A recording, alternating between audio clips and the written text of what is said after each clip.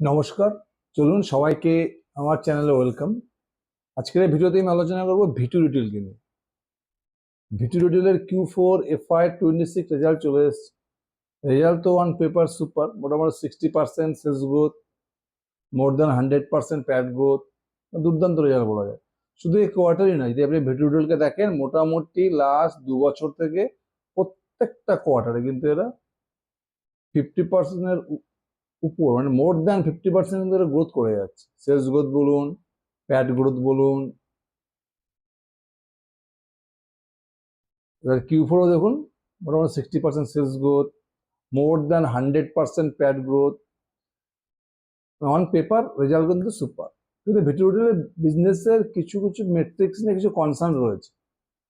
এই জন্য ভিটু রিটেলের এই কোয়ার্টারের কনকলটা খুব ইম্পর্টেন্ট ছিল। আমি কনকলটা পুরো শুনলাম, তারপর আমি ভিডিওটা বানাচ্ছি আর কি।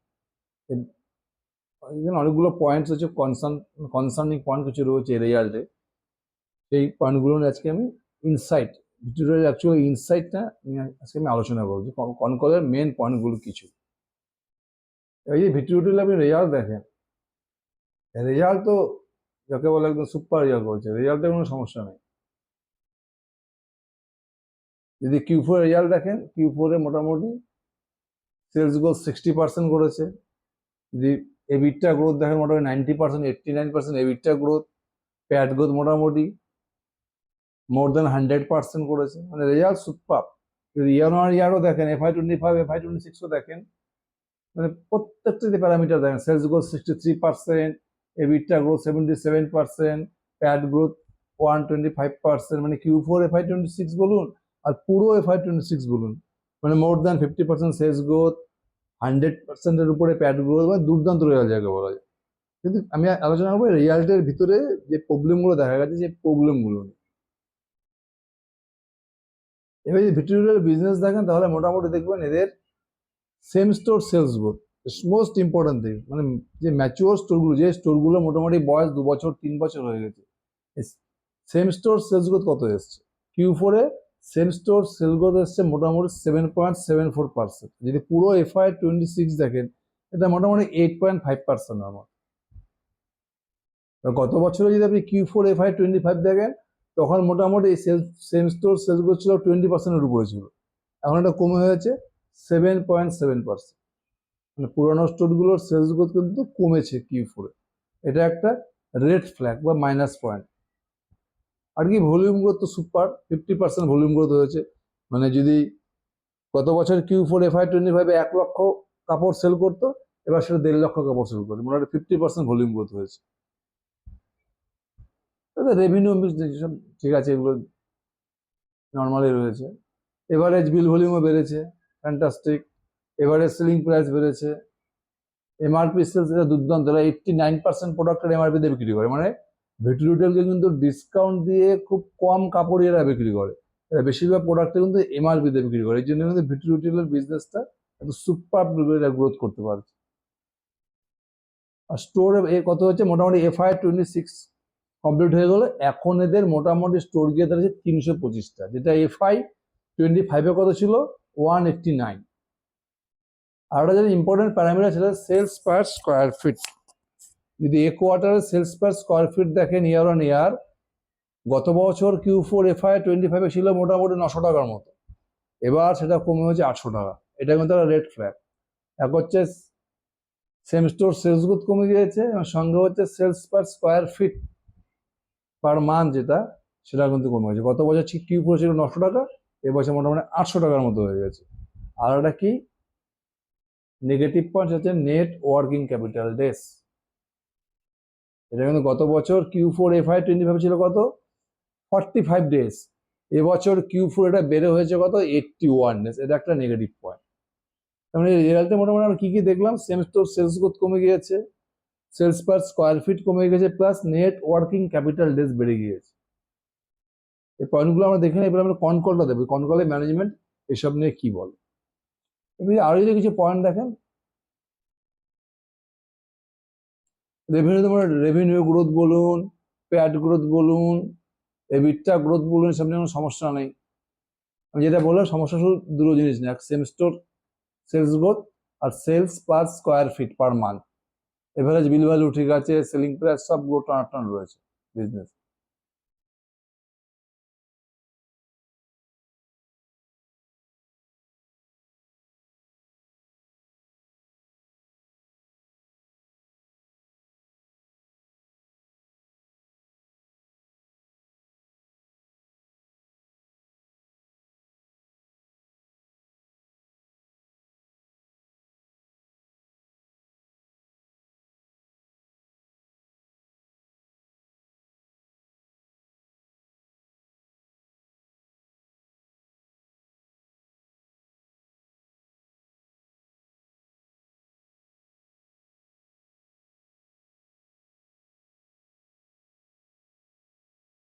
এবার আমরা দেখবো এদের যে কনসোলিডেটেড ব্যালেন্স শিটও দেখতে হবে, ব্যালেন্স শিটের কিছু কোনো প্রবলেম আছে কিনা।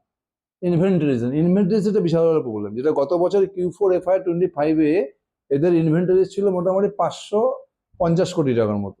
এবছর Q4 ইনভেন্টারিজ বেড়ে গিয়েছে কত 1142 কোটি টাকা, মানে গত বছর Q4 মাল পড়েছিল স্টোরে 558 কোটি টাকা ইনভেন্টারি পড়েছিল, এবার Q4 কত হয়েছে 1142 কোটি, মানে 100%-এর বেশি ইনভেন্টারি জমে গেছে। ইনভেন্টারি গ্রোথ হয়েছে 100%-এর বেশি। যেখানে বিজনেস গ্রোথ করছে 50 থেকে 60%, সেখানে আমার মাল যে পড়ে রয়েছে স্টোরে তার গ্রোথ মোর দ্যান 100%। এটা কিন্তু একটা বিশাল নেগেটিভ পয়েন্ট। এদের বিজনেস 50 থেকে 60% গ্রোথ করছে, এদের ইনভেন্টারি গ্রোথ তাই হওয়া উচিত। দেখেন ইনভেন্টারি গ্রোথটা কিন্তু যা গ্রোথ করছে বিজনেসের সেলস গুলো তার ডাবল হয়ে গেছে। এটা কিন্তু একটা রেড ফ্ল্যাগ বিজনেস। আর একটা রেড ফ্ল্যাগ হচ্ছে ক্যাশ ফ্লো স্টেটমেন্ট। যদি দেখেন গত বছর FY25 কিন্তু এদের ক্যাশ ফ্লো পজিটিভ ছিল। ক্যাশ জেনারেশন, যেটা ক্যাশ জেনারেটেড ফ্রম বিজনেস করে ক্যাশ, অ্যাকচুয়াল রিয়াল ক্যাশ কতটা জেনারেট করলো, প্রফিট, রিয়াল প্রফিট মানে ক্যাশ জেনারেশন ফ্রম অপারেশন এসে 216 কোটি টাকা পজিটিভ। এবার সেটা কি হয়ে যায়, ক্যাশ ফ্লো নেগেটিভ হয়ে গেছে -43 crore। এটা কিন্তু একটা বিশাল বড় রেড ফ্ল্যাগ। মানে ভিটুরিটেলের রেজাল্টে দেখুন, সেলস গ্রোথ বলুন, প্যাট গ্রোথ বলুন, এবিটা গ্রোথ বলুন, এভারেজ সেলিং প্রাইস বলুন, ভলিউম গ্রোথ বলুন, এভারেজ বিল ভলিউম বলুন, প্রত্যেকটা প্যারামিটার দুর্দান্ত। প্রবলেম কিছু কিছু রয়েছে, same store sales growth, average sales per square feet per month, net working capital days বেড়ে গেছে, ক্যাশ ফ্লো নেগেটিভ হয়ে গেছে, আর এটা ইনভেন্টারি প্রচুর, প্রায় 100% গ্রোথ হয়ে গেছে ইনভেন্টারি।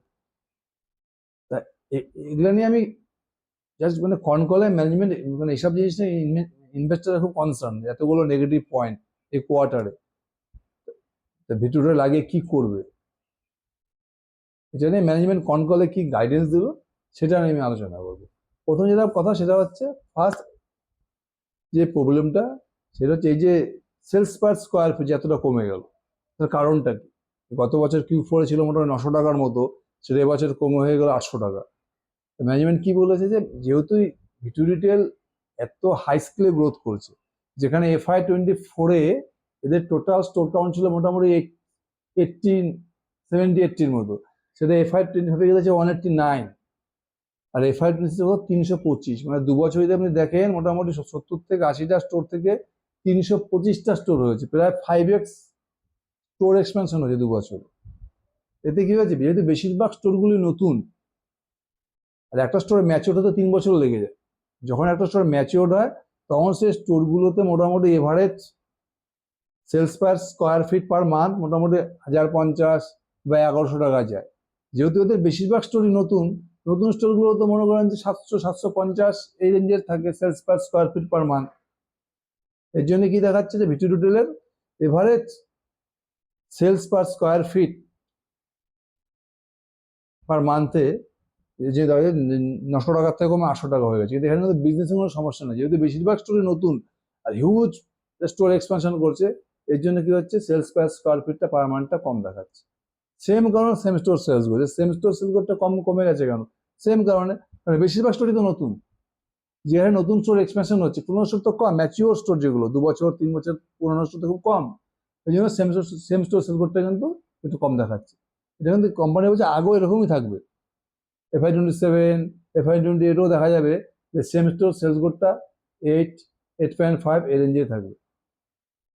আর এভারেজ যে sales per square feet per month এটা কিন্তু এভাবেই থাকবে, কারণ FY27 কোম্পানি দ্রুত গতিতে এক্সপ্যান্ড করবে, FY20 তাই। সুতরাং সেলস পার স্কোয়ার ফিট এবং average sale same store sale growth এবং plus average sales per square feet per month, এটা কিন্তু এভাবেই থাকবে, একটু কম বেশি হতে পারে। বুঝতে পারলে এটা কেন হচ্ছে? যেহেতু প্রচুর স্টোর এক্সপ্যান্ড করছে। থার্ড পয়েন্ট কি ছিল? ইনভেন্টারিজ। ইনভেন্টারিজটা কেন অত বাড়লো? নর্মালি একটা কোম্পানি যদি 30% করে গ্রোথ করে, সে তার ইনভেন্টারিজও 30% বাড়ায়, কোম্পানি সেভাবে মালপত্র স্টক করে। কিন্তু এখানে কোম্পানির গাইডেন্স 50% করে গ্রোথ করবে, আর এবার কোম্পানির ইনভেন্টারি গ্রোথ হয়ে গেছে মোর দ্যান 100%। কেন হয়েছে? এর কারণে যেটা কোম্পানি বললো কনকলে ম্যানেজমেন্ট, যে এখন যে জিওপলিটিক্যাল টেনশন চলছে, এই যে ইরান ইউএসএ টেনশন চলছে, কনফ্লিক্ট, এই সমস্যা চলছে যে পুরো মিডল ইস্টে লাস্ট 3 মাস হয়ে গেল প্রায়, যার ফলে কি হচ্ছে, ইয়ার্ন সুতো যেটা থাকে আর কি গার্মেন্টস, ইয়ার্নের কিন্তু প্রাইস খুব ভোলাটাইল হয়ে যাচ্ছে। অলরেডি দেখুন 3 থেকে 4% বেড়ে গেছে। ফিউচারে কত বাড়বে, ইরান ইউএস এর প্রবলেমটা কবে সলভ হবে কেউ জানে না। এর জন্য ম্যানেজমেন্ট কি করেছে, মোটামুটি এদের 700 থেকে 750 কোটি টাকা ইনভেন্টরির কথা ছিল, এক্সট্রা 300 কোটি টাকা ইনভেন্টরি এরা বেশি করেছে। তার কারণটা কি, 200 কোটি টাকার মতো ইনভেন্টরি এই জন্য বাড়িয়েছে যে যদি পরে ইয়ার্নের দাম আরো বেড়ে যায় তাহলে ওদের প্যাট মার্জিন এফেক্ট করবে, এই জন্য একটু বেশি করে মাল স্টক করে রেখেছে, সেফটি স্টক এটাকে বলা যায়। এই ইরান ইউএসএ প্রবলেমের জন্য পুরো মার্কেটে যা পরিস্থিতি চলছে, র মেটেরিয়ালস ক্রাইসিস হতে পারে, ইরানের দাম আরো বেড়ে যেতে পারে, এই জন্য ম্যানেজমেন্ট সেফটি স্টক হিসাবে মোটামুটি 200 কোটি টাকার মতো এক্সট্রা ইনভেন্টরি রেখে দিয়েছে। আর আর আর কি করেছে, যেহেতু Q1 দের টার্গেট রয়েছে মোটামুটি 60 থেকে 65 স্টোর ওপেন করবে, এই নতুন স্টোরের জন্য আরো মোটামুটি 100 থেকে 150 কোটি টাকা ইনভেন্টরি এরা এক্সট্রা নিয়ে নিয়েছে। মানে কি, নর্মাল 50% গ্রোথের 50% ইনভেন্টরি রেখেছে, প্লাস জিওপলিটিক্যাল টেনশনের জন্য 200 কোটি টাকার মতো ইনভেন্টরি। যেহেতু এ কোয়ার্টারে 60 মতো স্টোর ওপেন করবে, তার জন্য মোটামুটি 150 কোটি টাকা 100 কোটি টাকার মতো ইনভেন্টরি এক্সট্রা রেখেছে। নর্মাল আগের কত ছিল, 550 কোটি টাকা, তার যদি 50% ইনভেন্টরি রাখে, সেটা মোটামুটি ধরুন 800 825 এই রেঞ্জের মাল কিন্তু এখন কত হচ্ছে, 1100 কোটি টাকা রয়েছে, মানে প্রায় 300 কোটি টাকার বেশি মাল রয়েছে। কি কারণে? একটা হচ্ছে জিওপলিটিক্যাল টেনশনের কারণে, আর 2 নম্বর হচ্ছে যেহেতু Q1 এ ম্যানেজমেন্ট মোটামুটি 60 স্টোর ওপেন করার টার্গেট নিয়েছে, এই 60 স্টোরের জন্য ইনভেন্টরিটা আগে থেকে রেডি করে রাখছে। এই হচ্ছে ম্যানেজমেন্টের কনকলে ম্যানেজমেন্ট, কিন্তু পুরো ক্লিয়ার করে দেবে। নেক্সট কি হচ্ছে, নেট ওয়ার্কিং ক্যাপিটাল ডে। এটা গত বছর কি ছিল 45 ডেজ, সেটা এবছরে বেড়ে কথা হচ্ছে 81 ডেজ। এটা নিয়ে কিন্তু ইনভেস্টার খুব কনসার্ন, এটা নিয়ে অনেকেই কোশ্চেন করেছে। এর অ্যান্সার ম্যানেজমেন্ট কি দিল, ম্যানেজমেন্ট এখন কি করছে, ভিটি রিটেল যত এদের ভেন্ডার আছে, যাদেরকে দিয়ে গার্মেন্টস গুলো ম্যানুফ্যাকচারিং করায় আর কি, এই ভেন্ডার্সদেরকে খুব দ্রুত পেমেন্ট দিয়ে দিচ্ছে। নর্মালি 40 দিন, 50 দিন, 60 দিন, 70 দিনে পেমেন্ট দেয়, এখন এরা অ্যাডভান্স পেমেন্ট করে দিচ্ছে, 10 দিন 15 দিনের মধ্যে পেমেন্ট করে দিচ্ছে। যার ফলে কি হচ্ছে, এদের নেট ওয়ার্কিং ক্যাপিটালটা বেড়ে গেছে। এটা কিন্তু অ্যাকচুয়ালি ভালো, এরা এদের ভেন্ডারদেরকে অ্যাডভান্স পেমেন্ট করে দিচ্ছে, যার ফলে ভেন্ডারদেরকে ক্যাশ ডিসকাউন্ট দিচ্ছে, প্লাস যেহেতু এরা ভেন্ডারদেরকে খুব তাড়াতাড়ি পেমেন্ট দিয়ে দিচ্ছে, যার ফলে ভেন্ডারদের কিন্তু ফার্স্ট প্রায়োরিটি হচ্ছে ভিটি রিটেল, মানে ভিটি রিটেলকে মাল আগে দাও, যত লেটেস্ট ফ্যাশনের মাল আছে, নিউ স্টাইলের মাল আছে, সমস্ত মাল ভিটি রিটেলকে আগে দাও। এটা কিন্তু ভিটি রিটেল বিশাল বড় অ্যাডভান্টেজ, প্লাস ক্যাশ ডিসকাউন্ট, এ থেকে ভিটি রিটেলের মাল তাড়াতাড়ি পেয়ে যাবে, প্লাস এটা কিন্তু ডিসকাউন্টও পাবে, যেহেতু পেমেন্টটা তাড়াতাড়ি করে দিচ্ছে। এই জন্য ওদের যে cash conversion circle, net working capital স্টকে বেড়ে গিয়েছে, এটা কিন্তু অ্যাকচুয়ালি বিজনেসের জন্য বেটার হয়েছে। আর যদি ক্যাশ ফ্লো নেগেটিভ কেন দেখাচ্ছে, সেম কারণে কিন্তু এদের ক্যাশ ফ্লোটা নেগেটিভ দেখাচ্ছে।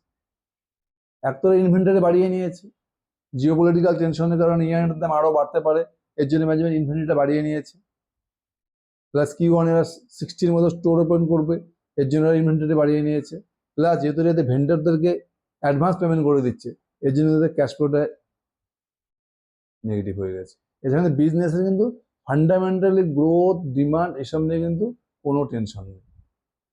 তো বুঝতে পারলে ম্যানেজমেন্ট যে প্রবলেম দেখা যাচ্ছিল বিজনেসে, ম্যানেজমেন্ট কিন্তু মোটামুটি কিন্তু সমস্ত প্রবলেমের কিন্তু পারফেক্ট করে সবাইকে বুঝিয়ে দিয়েছে। এখন আমাদের কনকলশনের মধ্যে বসে থাকলে হবে না। FY27 এর Q1 Q2 এটার মধ্যে খুব ইম্পর্টেন্ট হতে যাচ্ছে ভিটি রিটেলের জন্য, কারণ ইনভেন্টরি ডবল হয়ে গেছে। এবার যদি গ্রোথের কোনো সমস্যা হয়, যেটা বলছে যে FY27 এ 325 থেকে স্টোরটাকে 500-তে নিয়ে যাবে, FY28 এ 500 থেকে স্টোরটাকে 750 নিয়ে যাবে। এই যে অ্যাগ্রেসিভ স্টোর এক্সপানশন করবে, যদি এখানে ডিমান্ডের সমস্যা হয়, যদি গ্রোথ ঠিকঠাক না করতে পারে, তখন কি হবে ম্যানেজমেন্ট? এই যে এত ইনভেন্টরি ম্যানেজমেন্ট রেখে দিয়েছে, প্রায় 1100 কোটি টাকার ইনভেন্টরি, মানে 100% গ্রোথ ইনভেন্টরিতে, তখন ম্যানেজমেন্ট যদি ডিমান্ড কমে যায়, যেসব স্টোরগুলো খুলবে সেখানে যদি গ্রোথ কম থাকে, তাহলে কি হবে? ম্যানেজমেন্ট এই ইনভেন্টরিটাকে সেল করার জন্য ডিসকাউন্ট দেবে। আর যখন ডিসকাউন্টে মাল বিক্রি করা শুরু করবে, তখনের মধ্যে ভিটি হোটেলের প্যাট মার্জিন এফেক্ট হবে, যেটা হয়েছিল 2022 সালে মনে হচ্ছে ভিমার্টের সেম প্রবলেম হয়েছিল। ইনভেন্টরিজ বেড়ে গিয়েছিল, তারপরে সে ইনভেন্টরিজ খতম করার জন্য কি হয়েছিল? ডিসকাউন্টে সেল করতে শুরু করেছিল। তারপর থেকে কিন্তু ভিমার্টের পুরো বিজনেসটা গড়বড় হয়ে গেছে। তারপর থেকে ধরুন ভিমার্টের শেয়ারে কিন্তু সেই আর আপওয়ার্ড মুভমেন্ট আর আসেনি, সেই লেভেলে কিন্তু ভিমার্টের শেয়ার আর যেতে পারে না। সুতরাং আমাদের শুধু ম্যানেজমেন্টের কল শুনলেই খুশি হলে হবে না, Q1 Q2 কিন্তু কোম্পানির খুব ভালো করে ট্র্যাক করতে হবে। আর ম্যানেজমেন্ট আরও একটা কথা বলছে, সেম স্টোর সেলস গ্রোথটা কেন কম হয়েছে? সেম স্টোর সেলস গ্রোথ কমার আরও একটা কারণ আছে। এবার যে উইন্টার ছিল, উইন্টারে কিন্তু ম্যানেজমেন্ট কোনো ডিসকাউন্ট অফার দেয়নি, কোনো ডিসকাউন্ট ছাড়া প্রোডাক্ট বিক্রি করেছে। মানে ভিডিও ধীরে ধীরে পুরো ডিসকাউন্ট দেওয়া বন্ধ করে দিচ্ছে। এটা অ্যাকচুয়ালি ভালো জিনিস, যত ডিসকাউন্ট কম দেবে তাহলে বুঝতে হবে ম্যানেজমেন্ট নিজের প্রোডাক্টের বা নিজের বিজনেসের প্রতি ম্যানেজমেন্টের কনফিডেন্স রয়েছে, প্রোডাক্টের ডিমান্ড রয়েছে। আর ডিসকাউন্ট যত না দেবে, তত কিন্তু এদের প্যাট মার্জিনও বাড়বে। আর ম্যানেজমেন্ট গাইডেন্স দিয়েছে মোটামুটি নেক্সট 5 ইয়ার্স এদের স্টোর মোটামুটি হয়ে যাবে 2500 করতে যাবে স্টোর। FY26 এদের 325টা স্টোর ম্যানেজমেন্টের গাইডেন্স নেক্সট 5 ইয়ার্সে এরা মোটামুটি 2500 স্টোর করতে চায়। মানে মোটামুটি নেক্সট 5 ইয়ার্সে শুধু এদের স্টোর এক্সপানশন হবে 50%। এই জন্য ভিটি হোটেল কি বলেছে যে নেক্সট 5 ইয়ার্সে এদের 50% করে সেলস গ্রোথ করতে কিন্তু কোনো অসুবিধা হবে না। এই হলো মোটামুটি ভিটি হোটেলের business insight, on call guidance. আপনারা ভালোভাবে স্টাডি করুন। Thank you.